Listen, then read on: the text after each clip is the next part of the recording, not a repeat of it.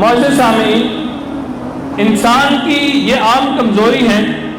کہ وہ گناہ کر لیتا ہے،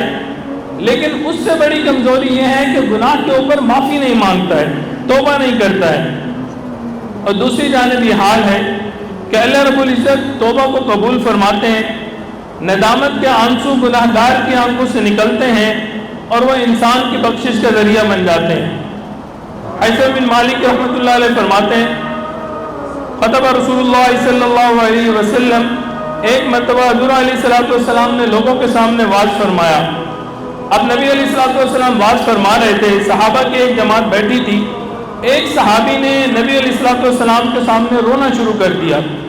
حضور علیہ السلام نے فرمایا، اگر آج تمہارے پاس سب گناہ گار مومن اکٹھے ہو جائیں اور ان کے اوپر پہاڑوں کے برابر گناہوں کا بوجھ لاد دیا جائے تو اس ایک شخص کے رونے کی وجہ سے اللہ رب العزت ان سب کے مغفرت فرما دیں گے۔